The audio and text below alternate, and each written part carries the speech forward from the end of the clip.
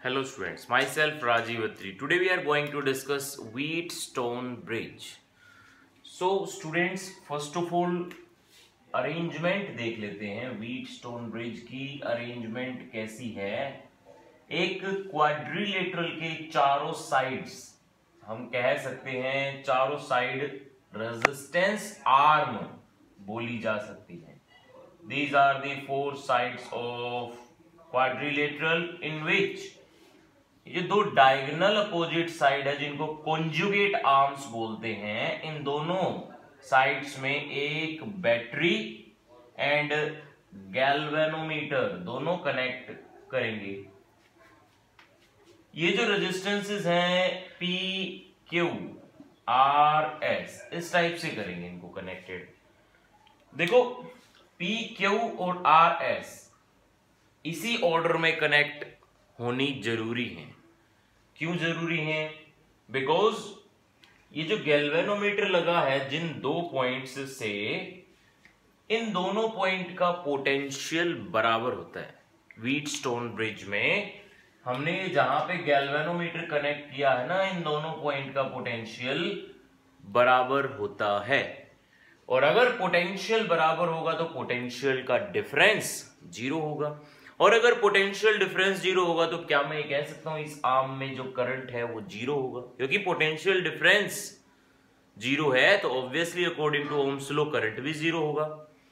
So now students, इसके अंदर हमें एक व्हीटस्टोन ब्रिज का छोटा सा intro.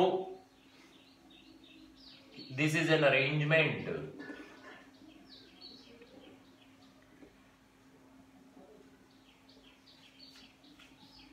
of four resistors or we can call resistance। चार resistances connected to four arms of a quadrilateral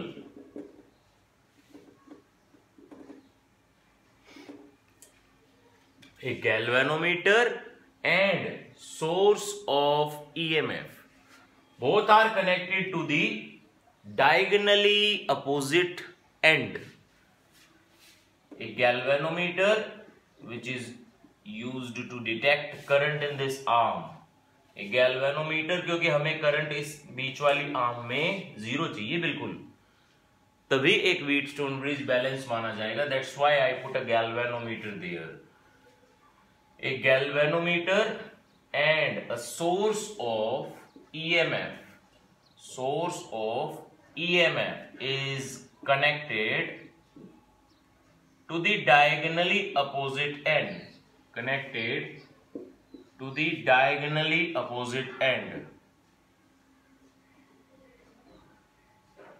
अब देखो ये जो डायगोनली अपोजिट एंड्स हैं इनको मैंने कॉन्जुगेट आर्म बोला।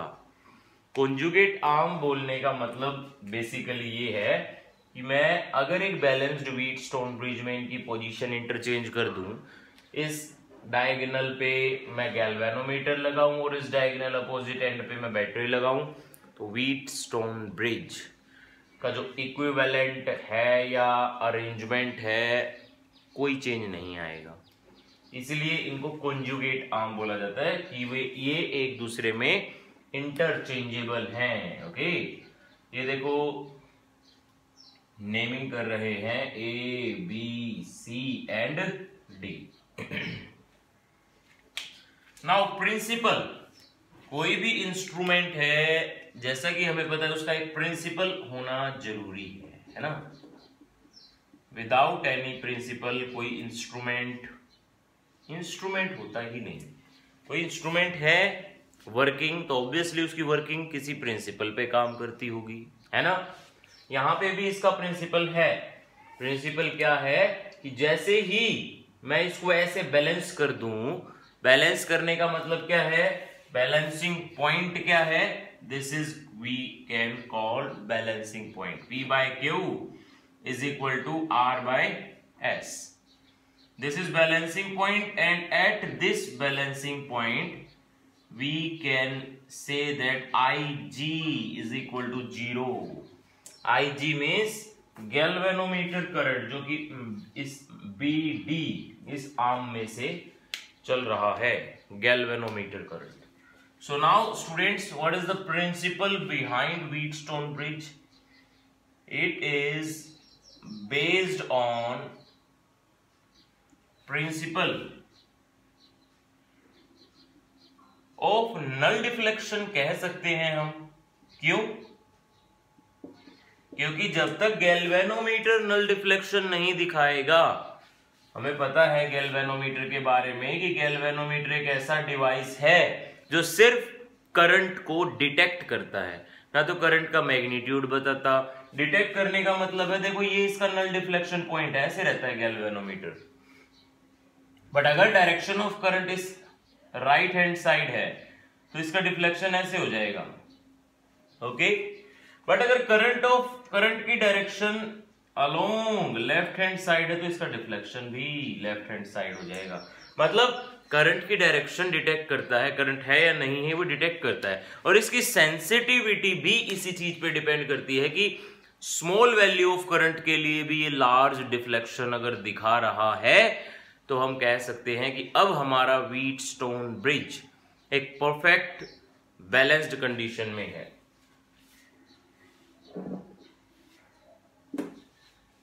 Yes, null deflection, that is, यहां पे इसके बारे में भी लिख देंगे, that is at Ig is equal to 0, ratio of all four resistance will equal in such a manner, और वो मैनर क्या है, ये है वो मैनर. ठीक है. तो ये है हमारा व्हीटस्टोन ब्रिज का प्रिंसिपल, व्हीटस्टोन ब्रिज की इंट्रो. आफ्टर दैट हमें व्हीटस्टोन ब्रिज के बारे में एक दो इसकी इंपॉर्टेंस पढ़नी है, जिसमें कि इसकी सेंसिटिविटी आती है कि एक व्हीटस्टोन ब्रिज कब ज्यादा सेंसिटिव होता है. कोई भी देखो व्हीटस्टोन ब्रिज जिसमें कि 4 रेजिस्टेंस होते हैं, है ना, जैसे कि हमें पता है अभी तक 4 रेजिस्टेंस होते हैं, तो सेंसिटिविटी कब पीक पे होगी इसकी sensitivity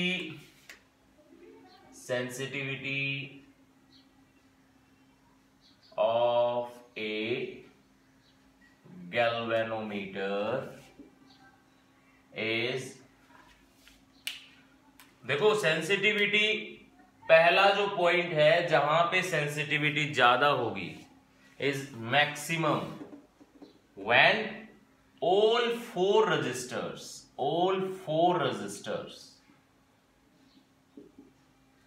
are equal in magnitude.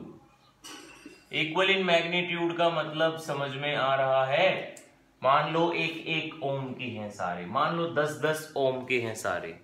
ठीक है. अब ये दूसरी इसकी सेंसिटिविटी बोल लो या इसका फेलियर बोल लो, जब रेजिस्टेंस की वैल्यू ज्यादा है बहुत तब भी ये काम नहीं करेगा, जब रेजिस्टेंस की वैल्यू कम है बहुत तब भी ये काम नहीं करेगा. सो हम यहां पे कह सकते हैं कि Wheatstone bridge work most sensible, most accurately when the resistors, the magnitude of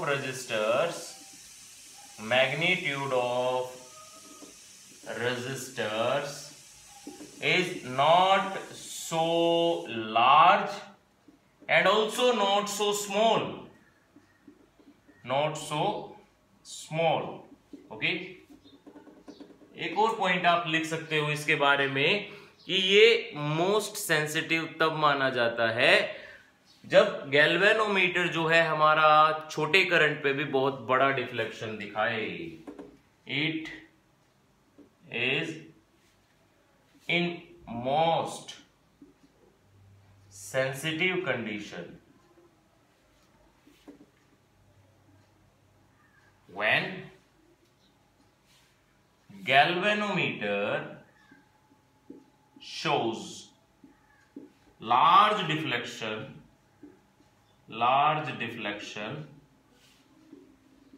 on a smaller value of current.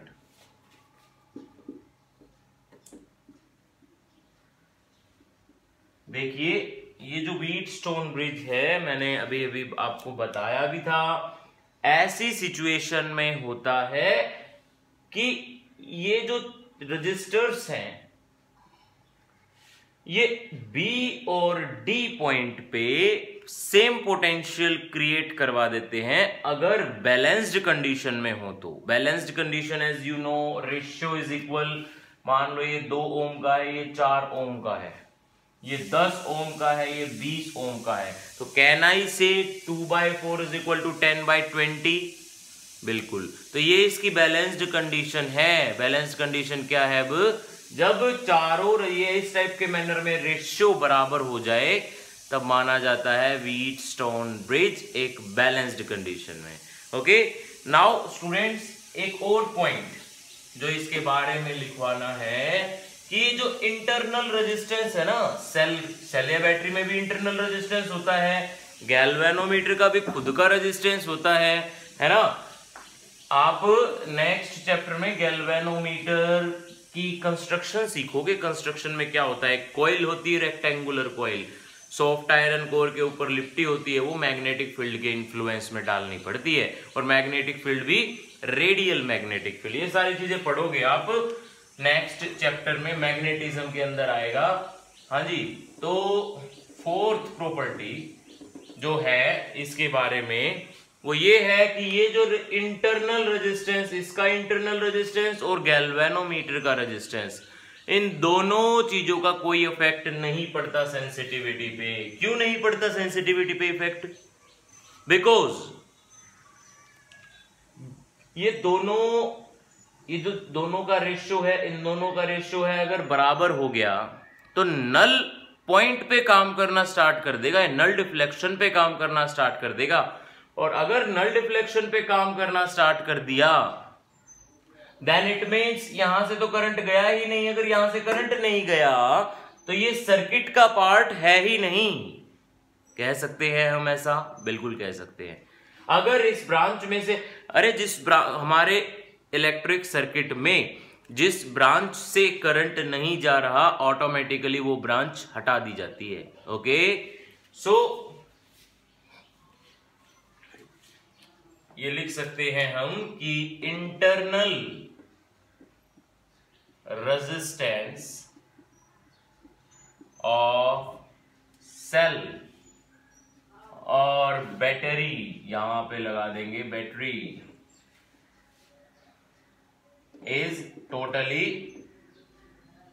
Negligible, neglected while dealing with a Wheatstone bridge. Galvanometer resistance